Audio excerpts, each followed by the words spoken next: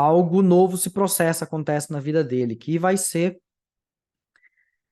o assumir uma cátedra, ou seja, uma disciplina, na recém-fundada Universidade de Halle. Por quê? Porque o Spener, no final do seu ministério, foi a Berlim atuar como uma espécie de bispo, uma espécie de superintendente era a função dele, lá em Berlim. E o rei da Prússia,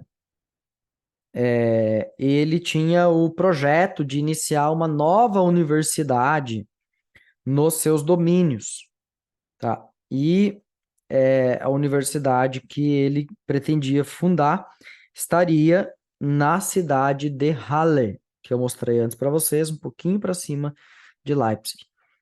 Então, para isso ele precisava de pessoas e ele contrata vários docentes e, por indicação do Spener, o Frank assume a área de linguística na universidade, o que inclui também o estudo da teologia.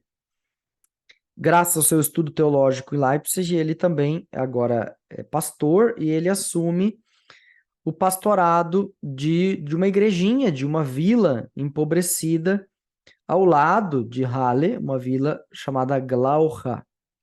Tá? Então, a época em que isso aconteceu, Halle era circuncidada por muro, e na parte de fora do muro havia um vilarejo quase colado nesse muro, onde residiam algumas famílias de camponeses, algumas casas de camponeses, pequeno vilarejo, e um vilarejo bastante empobrecido.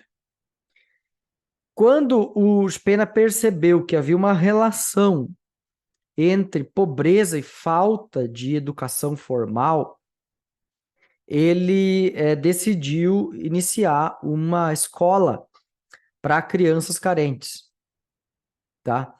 E a partir de 1695 ele contrata um estudante da universidade para dar aulas diárias a essas crianças. E isso rapidamente atrai interesse de muitas pessoas.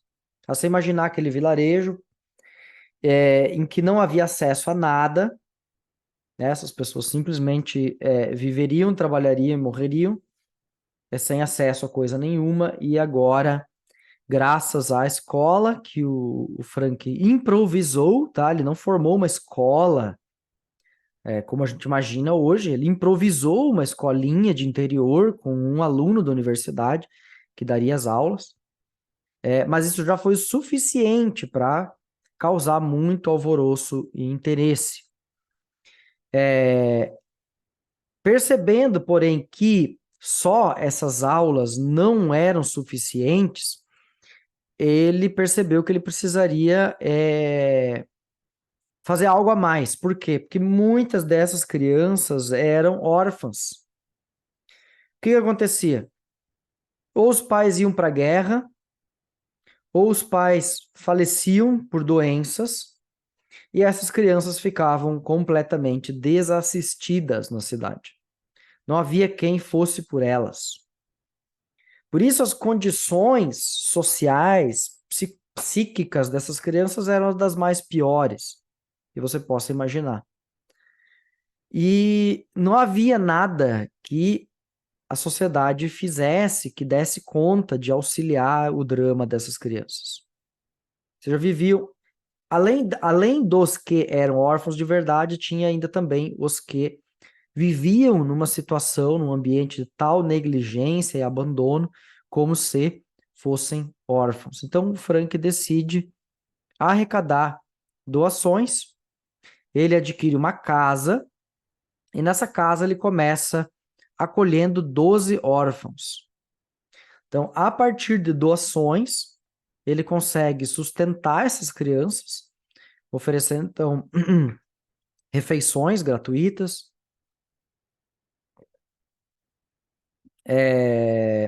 aos estudantes de teologia.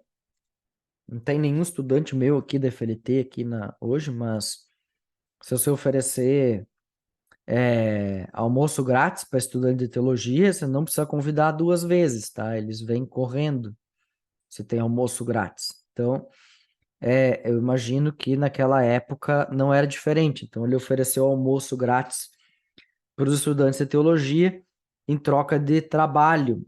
Que trabalho? Ensinar essas crianças.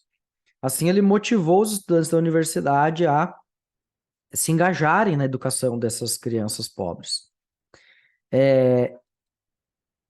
Mas uma maneira que ele pensou em como sustentar isso é bastante curiosa, porque, obviamente, demandava recursos. E, de alguma maneira, a instituição precisa ser autossustentável. Então, para a sustentabilidade dessa instituição que ele tinha recém-criado, com 12 órfãos, ele teve a seguinte ideia. Ele é um renomado acadêmico na área de línguas. Muita gente conhece ele. Então, ele reuniu professores e pessoas capacitadas e iniciou uma escola para nobres e pessoas que quisessem ingressar na carreira diplomática dos seus ducados, principados, dos seus países, seus estados.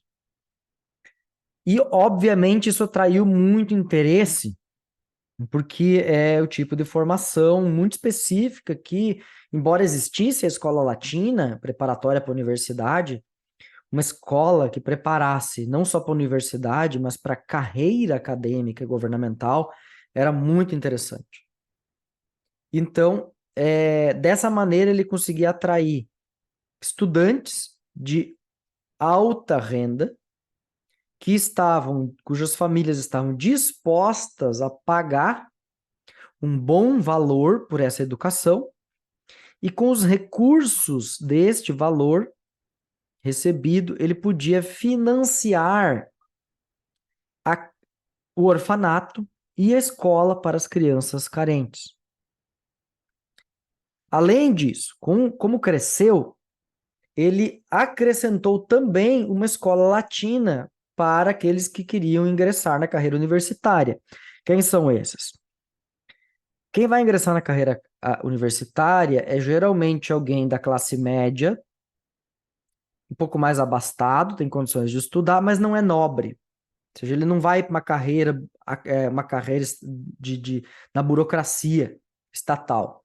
Ele vai ir para uma carreira no direito, na medicina, na educação. Então, essa escola latina preparava para isso, e isso, obviamente, também trazia recursos. Mas o Spena não se contentava apenas em trazer recursos. Uma coisa que ele faz é dar acesso às crianças pobres que tinham bom desempenho nos estudos a essas escolas preparatórias também. Então, o Frank permitiu que crianças que ficaram órfãos ou que estavam em condição de miséria não apenas tivessem uma boa escola, uma cama para dormir, comida na mesa, mas que também tivessem acesso a uma escola que eles nunca teriam na vida, porque nunca teriam tido dinheiro para isso. Então, Frank permite que eles consigam estudar, e isso faz com que crianças que antes estavam condenadas à miséria pudessem ter agora uma chance de vida. Em 1701, Frank documenta a história dessas instituições. E vão continuar por pelo menos mais um século atuantes ali em Halle. É importante mencionar que é todo um complexo de edificações, um complexo de instituições que ele cria.